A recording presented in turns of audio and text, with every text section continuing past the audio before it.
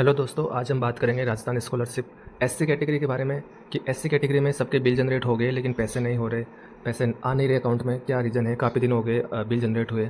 तो उसके बारे में आज एससी कैटेगरी का जो पूरा प्रोसेस होता है फॉर्म भरने से लेकर के पेमेंट आने तक का, उस पर पूरा डिस्कस करेंगे। 40% कहाँ से आती है, 60% कहाँ से आती है, कैसे आती है, इस पर भी डिस्कस करेंगे।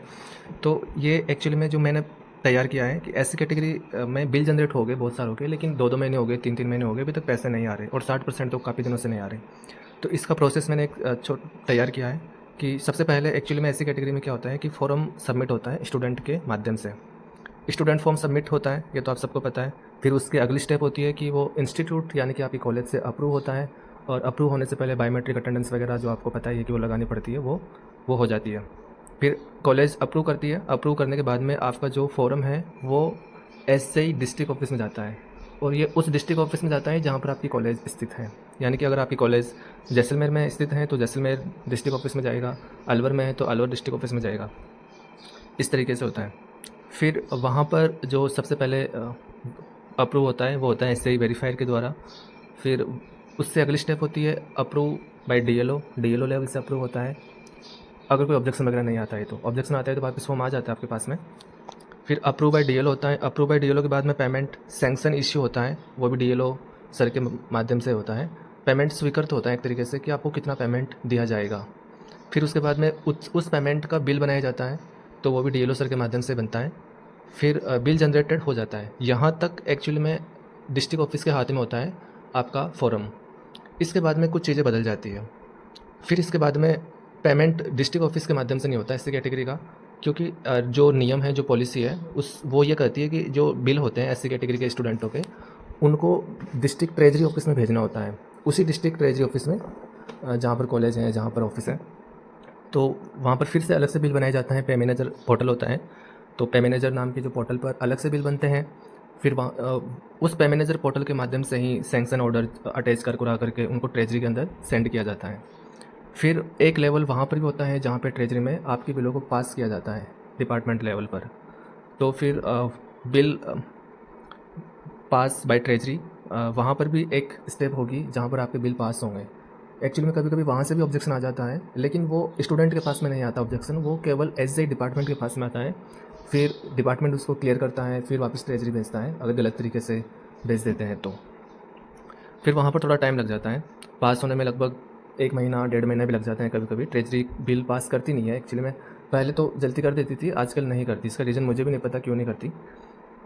फिर वहाँ से पास होने के बाद में पहले क्या होता था कि जो डिस्ट्रिक्ट ट्रेजरी होती थी वहीं से पेमेंट हो जाता था। तो जैसे पास हुआ उसके 24 घंटे या 48 घंटे के अंदर भीतर आपका पेमेंट आपके खाते में चला जाता था। अब कुछ जो मेरी जानकारी है उसके हिसाब से कि अब आपका पेमेंट डिस्ट्रिक्ट ट्रेजरी से नहीं होता। अब डिस्ट्रिक्ट ट्रेजरी फॉरवर्ड करती है आपके बिलों को RBI Jaipur, reserve bank of India जो कि जयपुर में है, वहाँ पर। फिर पास हो चुके बिलों को वहाँ पर फॉरवर्ड होता है। फिर वहाँ से लास्ट स्टेप होती है आपके खाते में पैसे आते हैं, जो स्टेप है पेमेंट डन। उसमें भी टाइम लग जाता है। पास होने के बाद में आरबीआई जाएंगे आपके बिल, फिर आरबीआई से फिर 2-3 मंथ लग जाते हैं। एक्चुअली में हो नहीं रहे, लेकिन डिपार्टमेंट कोशिश करता है एसआई डिपार्टमेंट की हमारे बिल जो स्कॉलरशिप वाले बिल हैं वो जल्दी प्रोसेस हो जाए, जल्दी पैसे स्टूडेंट्स के अकाउंट में चले जाए। अलग से प्रयास करता है, अलग से प्रस्ताव भेजता है डिपार्टमेंट्स को या ट्रेजरी को या आरबीआई को कि हमारे ये बिल हैं जो डिस्ट्रिक्ट ऑफिस से आए हैं, इनको आप जल्दी ईसीएस कर दीजिए। कुछ प्रस्ताव करता है, अलग से एफर्ट लगाता है, लेकिन फिर भी काफ़ी टाइम लग जाता है बिल प्रोसेस होने में। तो ये पिछले 1 साल का मेरा अपना एक्सपीरियंस है जो मैं बता रहा हूँ काम करते हुए। और यहाँ से भी फिर केवल 40% ही आती है एससी कैटेगरी में, क्योंकि एक लफड़ा हो रहा है कि 40% राज्य सरकार देती है, 60% केंद्र सरकार देती है। तो ये इतना सब कुछ जो हमने देखा है ऊपर से लेकर के नीचे तक का, कि फॉर्म सबमिट होगा, फिर इंस्टीट्यूट वेरीफाई करेगी, फिर एसआई वेरीफाई अप्रूव करेगा, फिर डीएलओ अप्रूव करेगा, फिर पेमेंट सैंक्शन होगा, बिल जनरेट होगा, फिर पे मैनेजर पे बिल बनेगा, फिर डिस्ट्रिक्ट ट्रेजरी फॉरवर्ड होगा, डिस्ट्रिक्ट ट्रेजरी फिर बिलों को पास करेगी, फिर वो आरबीआई को सेंड करेगी, फिर वहाँ से आपकी 40% स्कॉलरशिप आपके खाते में जाती है अगर सब कुछ सही रहा तो ये एक 40% का प्रोसेस था जो हमने यहाँ तक देखा है। अब हम बात करेंगे 60% वाला। 60% मैंने नीचे लिखा है कि after 40% payment SI department push students data on NSP portal for 60%। And then 60% come from central government in students Aadhaar seeded account.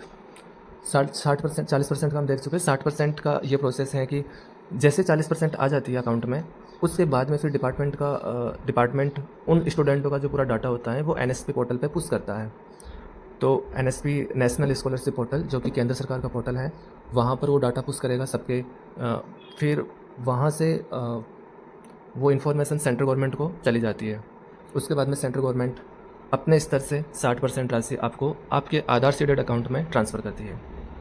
लेकिन पिछले कुछ दिनों से बहुत ज़्यादा प्रॉब्लम्स आ रही है कि 60% आ नहीं रही, कुछ बच्चों की कुछ क्या आ रही है, और पिछले 4-5 सालों से नहीं आ रही। मतलब सबके साथ में समस्या नहीं हो रही है, कुछ की तो बहुत जल्दी आ जाती है, कुछ की 2-2 3-3 साल तक ही नहीं आ रही। इस समस्या का समाधान हो नहीं पा रहा ठीक से। पहले इसका स्टेटस देखने का एक लिंक अवेलेबल था, लेकिन वर्तमान में ऐसा कोई लिंक अवेलेबल नहीं है।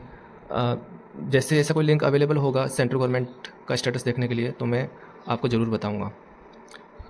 आज के लिए यही था कि SC कैटेगरी का जो प्रोसेस था वो इतना लंबा क्यों होता है और इतना टाइम बाद में पैसे क्यों आते हैं। इसका प्रोसेस मैंने प्रयास किया है कि मैं आपको बताऊं कि इतना देर क्यों लग जाती है पैसे आने में। आप बस आज के लिए यही था वीडियो में। Thank you so much. Stay connected. इस तरह की वीडियोस स्कॉलर से संबंधित कोई भी आपके डाउट्स हो वो आप कमेंट सेक्शन में पूछ सकते हो, मैं अवश्य आपको रिप्लाई करूँगा। और भी फ्यूचर में वीडियोज़ देखने के लिए आप चैनल से जुड़ सकते हो। Thank you so much.